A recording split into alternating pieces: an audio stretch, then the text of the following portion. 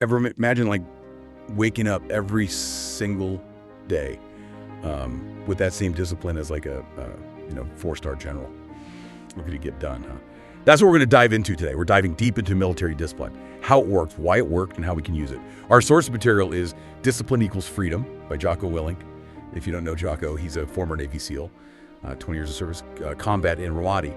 But he also, now trains CEOs. So very interesting perspective. And one of the big questions is, can we get that same level of discipline without joining the military? So we're going to unpack some of the key ideas and give you actionable steps to apply them to your life so you can get more done. Just, be more awesome. Sounds good, right? All right, so let's jump right in. So Jocko starts off the book by saying that discipline is the foundation for all other good qualities.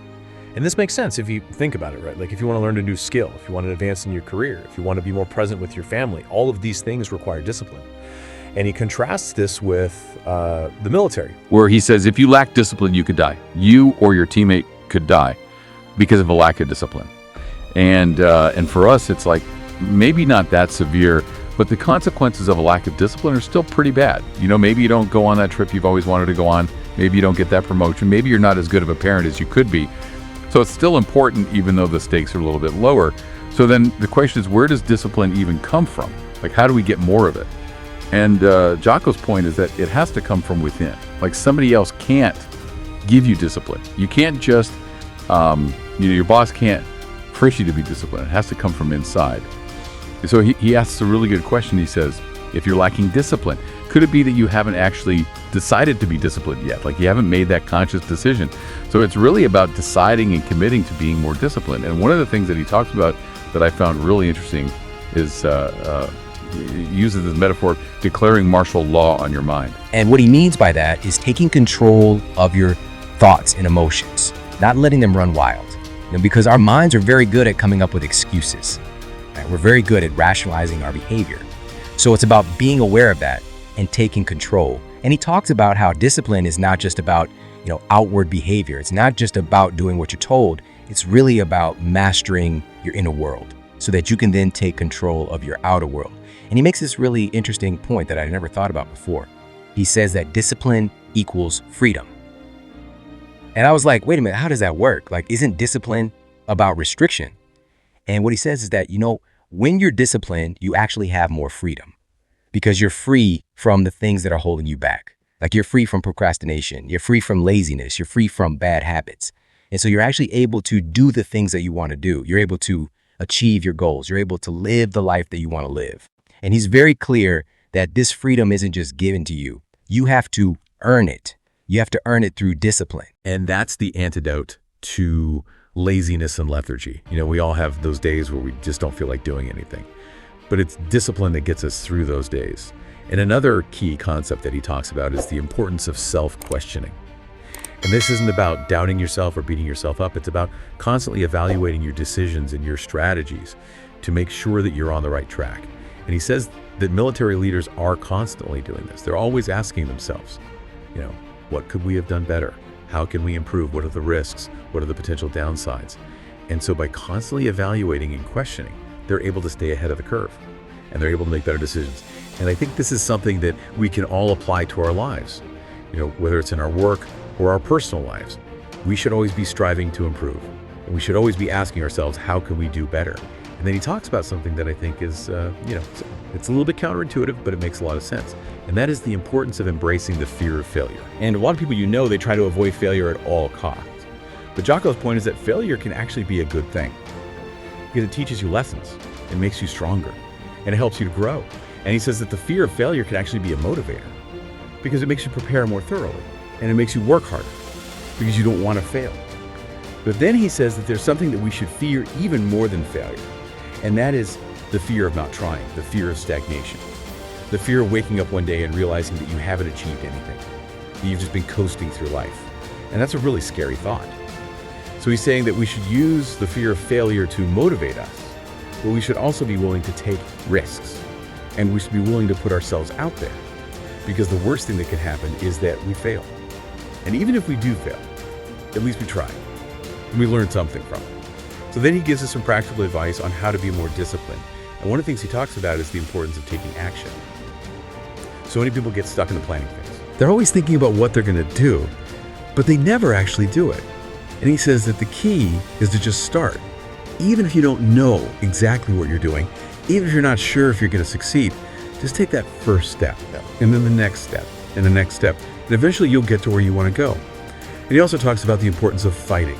This doesn't mean you getting into physical fights. It means fighting for what you want. It means pushing yourself beyond your comfort zone. It means overcoming obstacles. And he says that we should have this fighting spirit in all areas of our lives, in our work, in our relationships, in our personal development. And he reminds us that even in the toughest of times, there's nothing to lose by fighting.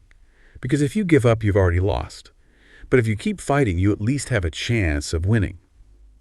So one of the most common questions that people ask is, what's the difference between discipline and motivation? Right? Like a lot of people, they start off the year. It's New Year's resolution time, and they're super motivated. But then after a few weeks, that motivation fades and they give up. So what's the difference? And Jocko's point is that motivation is fleeting. It comes and goes. But discipline is something that you build over time. It's a habit.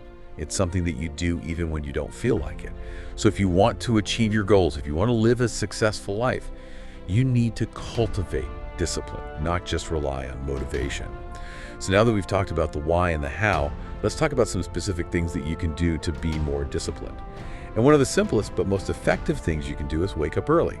Now, I know this is not everybody's favorite thing to do, but Jocko is a huge advocate for waking up early.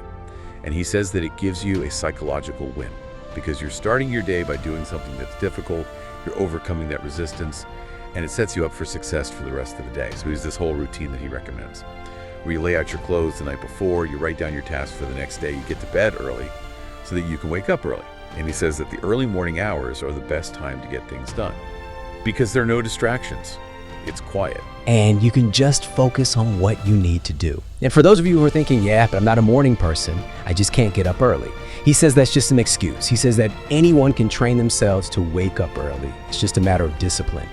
And he gives this really great tip. He says that when your alarm goes off, you should just get up immediately. Don't hit the snooze button. Don't even think about it. Just get up. Because the longer you stay in bed, the harder it is to get up. So just get up immediately and start your day. All right, so the next thing that Jocko talks about is exercise. And we all know that exercise is good for us physically, but he also talks about the mental benefits of exercise. He says that it helps to clear your head, it reduces stress, and it improves your focus.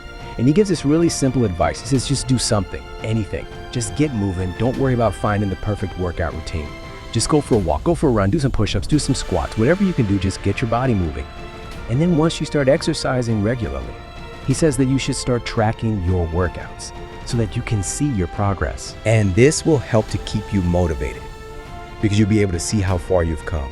And it'll also help you to identify areas where you can improve. So the next thing that Jocko talks about is diet. And specifically, he talks about the importance of cutting out sugar. And he makes this really interesting point. He says that sugar is more addictive than cocaine. And that's because sugar triggers the same reward pathways in the brain as cocaine. So when you eat sugar, you get this dopamine rush, which makes you feel good. But then that feeling fades, and you need more sugar to get that same feeling again. So it's this vicious cycle. And he says that if you can cut out sugar, you'll experience all sorts of benefits. You'll have more energy, you'll lose weight, you'll sleep better, and you'll just feel better overall. So he recommends going cold turkey. Just cut out all sugar from your diet. And he says that the first few days are going to be tough because you're going to experience withdrawal symptoms. You might get headaches, you might feel irritable, you might feel tired, but he says that those symptoms will pass. And once they do, you'll feel amazing. And then the last thing that Jocko talks about is fasting. And fasting is something that's been practiced for centuries for both religious and health reasons. And Jocko says that fasting is a great way to build discipline because it teaches you to control your impulses. When you're fasting, you're choosing to abstain from food, even though you're hungry. And that takes a lot of discipline. And he says that fasting has all sorts of other benefits as well. It can help you to lose weight, it can improve your insulin sensitivity, and it can even help to protect against disease. So if you're looking for a way to build discipline, fasting is definitely something to consider. Now, I know that was a lot of information, but I hope you found it helpful. And if you want to learn more about Jocko Willink and his philosophy, I highly recommend checking out his book, Discipline Equals Freedom. It's a great read, and it's full of practical advice that you can use to improve your life. And if you like this video, make sure to like and subscribe to Illumecast. Thanks for watching.